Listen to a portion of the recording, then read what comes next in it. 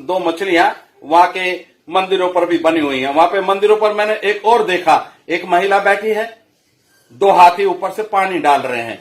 उसको वो लोग कहते हैं गजलक्ष्मी। नहीं, गजलक्ष्मी हम नहीं कहेंगे, वो महामाया।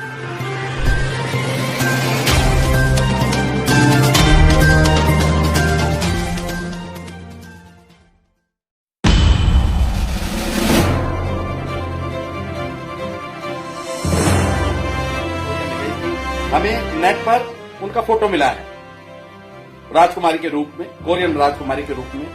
न केवल फोटो मिला है, जो वो सूरा थी, सूरा रत्ना थी, उस वक्त भी उनका क्या चित्र था वो भी मिला है। कहाँ मिला है? भारत सरकार में 2019 में कोरिया की फर्स्ट लेडी यानी कि राष्ट्रपति की पत्नी होंगी, वो जब यह भारतवर्ष में पधारी हैं तो उनके स्वागत में 2 डाक टिकट निकाले गए हैं। आज नए तथ्यों के साथ मैं अपने श्रद्धा संपन्न श्रोताओं को सबसे पहले नमो बुद्धस्स कहता हूं, और उसके बाद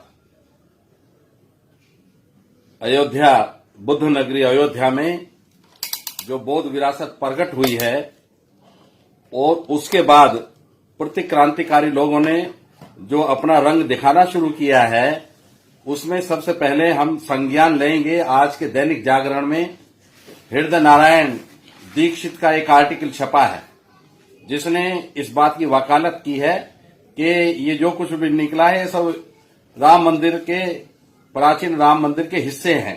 इससे बड़ा झूठ कोई हो नहीं सकता। उसमें उन्होंने बीबी लाल, एक आर्कियोलॉजिस्ट का भी हवाला दिया है कि भाई उनकी रिपोर्ट देख लो। क्या रिपोर्ट देखें? अरे उसका तो तुमने वही हाल किया ना जो सुप्रीम कोर्ट के एडवोकेट का करके राम मंदिर का एक डिसीजन अपने पक्ष में ले लिया। बीबी लाल की 2 रिपोर्ट हैं। एक वो जब वो सच्चा था, ईमानदार था, अपने स्टैंड पर खड़ा हुआ था, उसने उसमें बताया था कि राम मंदिर हर दृष्टि से बुद्ध विहार की जगह है।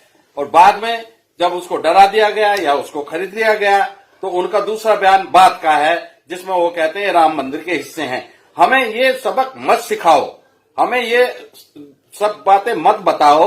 आप ये देखिए कि जो अभी अभी जो मलबा निकला है, जो बुद्धिस्ट आर्टिफैक्ट मिले हैं, उसको भी छोड़ दीजिए। और जो ये आपने राम मंदिर का जो परिसर एक्वायर किया है उसको भी छोड़ दीजिए। आप इनके अलावा खुदाई करा लीजिए, पूरे अयोध्या में कहीं भी खुदाई कराइए। हम आपको कोर्ट पेपर पर लिखकर दे सकते हैं कि वहां पर सम्राट अशोक और भगवान बुद्ध की विरासत ही मिलेगी।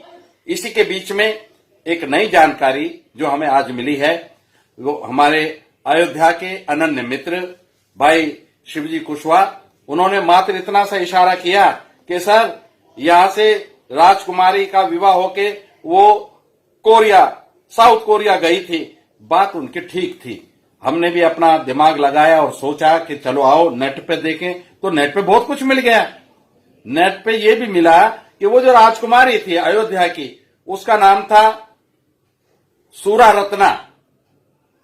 और जब वो चली गई बर्मा शादी होकर, वहां उसका क्या नाम हो गया? अंग्रेजी में लिखा है वो हियो, HEO।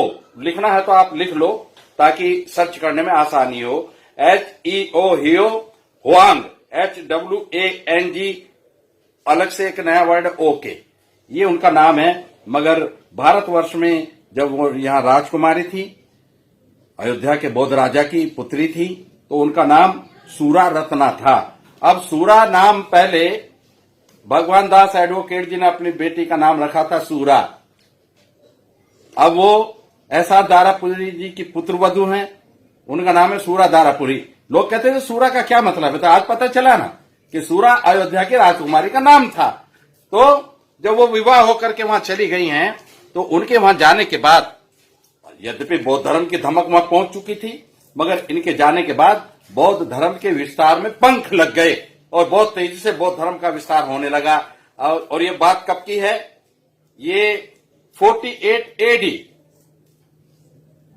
48 ईसा पश्चात का ये समय है जब वो कोरिया में गई थी। हमें नेट पर उनका फोटो मिला है राजकुमारी के रूप में, कोरियन राजकुमारी के रूप में। न केवल फोटो मिला है, जो वो सूरा थी, सूरा रत्ना थी, उस वक्त भी उनका क्या चित्र था वो भी मिला है। कहाँ मिला है?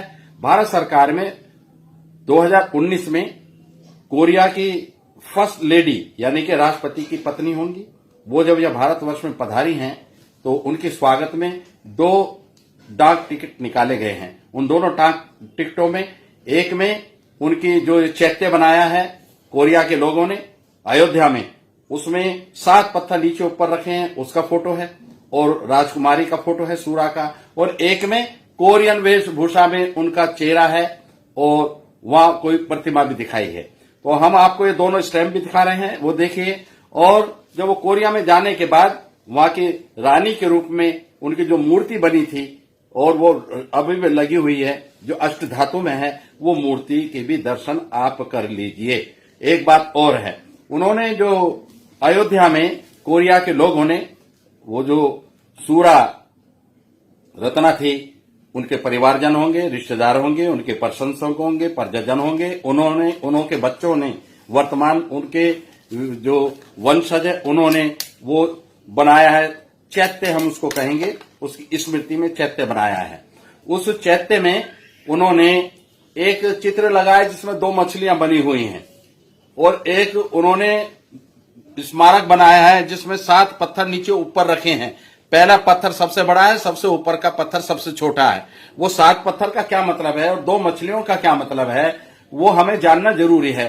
7 पत्थर जो रखे हैं वो भगवान बुद्ध के महापरिनिर्वाण से संबंधित है, क्योंकि जब भगवान तथागत सम्यक संबुद्ध का महापरिनिर्वाण हुआ तो उनको कुशीनगर के अंदर 7 दिन तक रखा गया, 7 दिन तक। और उस समय से 7 दिन और 7 की संख्या विशेष मायने रखने लगी। अब तक भी हम अपने घर में कोई संस्कार होता तो 7 दिन बाद ही हम कुछ संस्कार करते हैं। कोई बहुत बड़ा भिक्खु गुजर जाता है तो उनके 7 दिन बाद ही उनका संस्कार होता। प्रायः ऐसी प्रथा हमारे समाज में है। तो वो जो 7 की संख्या परिनिर्वाण से जुड़ गई तो उनकी सम्मान में, उनके परिनिर्वाण के पश्चात जो स्मारक भारतवर्ष में बनाया तो उसमें 7 पत्थर रख के एक चैत्य का रूप वो देते हैं। चैत्य का मतलब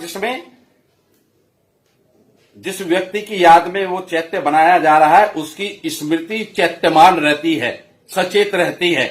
ऐसा माना जाता है, क्यों कि हम गए, पत्थर देखे, तुरंत उनकी स्मृति आती है जिनकी याद में वो बनाया गया है, तो वो स्मृति हमेशा ताजा बनी रहती है, इसलिए उसको ये रूप दिया गया है। 2 मछलियां भी बनाई हैं, 2 मछलियां जो कोरिया वालों ने इस सूरा रत्ना के स्तूप में बनाई हैं। उसके अलावा भी अयोध्या के बहुत सारे मंदिरों पर आज भी 2 मछलियां मुख्य द्वार पर बनी हुई हैं। उनको नहीं पता ये क्या है। ये 2 मछलियों का विस्तृत वर्णन आपको महायान का एक ग्रंथ है बोधिसत्वचर्या, उसमें विस्तार से मिलेगा। ये मुझे सुखद अपने जो मित्र हैं पूना में, सुगत शांताय, ये जानकारी उन्होंने मुझे बताई, तो वो आपको मिलेगा। और इसका बड़ा महत्व है बौद्ध धर्म में और महायान में, खास तौर से इसका बहुत महत्व है। जब कई चीजें बनाई जाती हैं तो अंधे होकर लोग उनका अनुकरण करते हैं। जैसे 2 मछलियां वहां के मंदिरों पर भी बनी हुई हैं। वहां पे मंदिरों पर मैंने एक और देखा, एक महिला बैठी है, 2 हाथी ऊपर से पानी डाल रहे हैं। उसको वो लोग कहते हैं गजलक्ष्मी। नहीं, गजलक्ष्मी हम नहीं कहेंगे, वो महामाया है।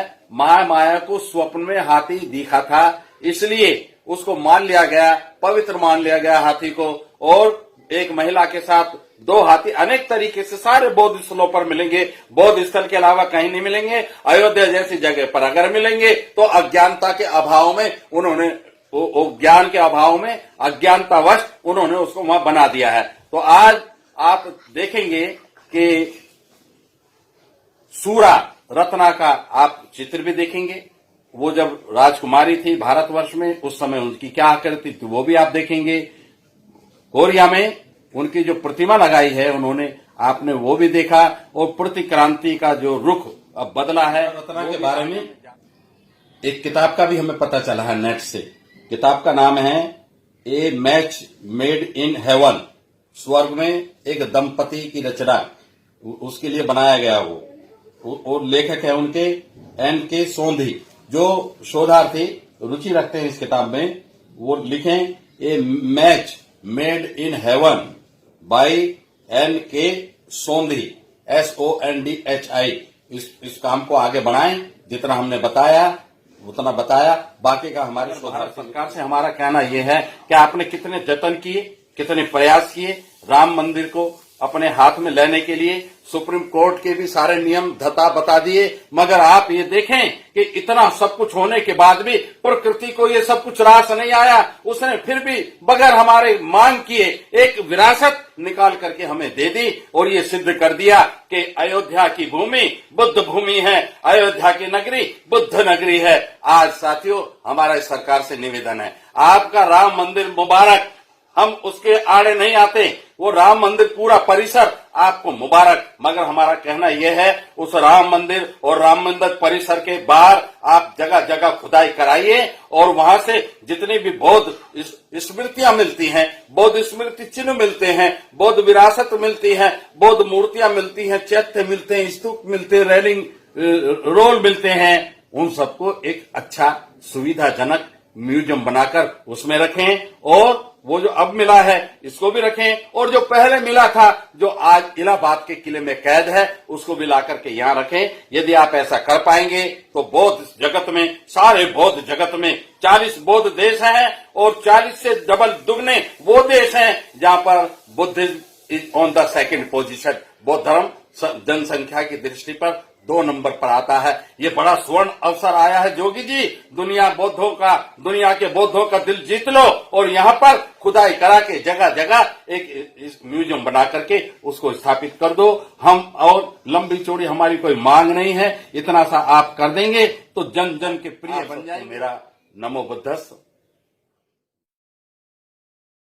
मेरा अपना चैनल, आपका चैनल, समाज का चैनल, देश का चैनल NB News 24/7 को आप लाइक करें, सब्सक्राइब करें और ज्यादा से ज्यादा इसकी वीडियो को शेयर करें ताकि हर खबर को मैं आप तक आसानी से पहुंचा सकूं। जय भीम।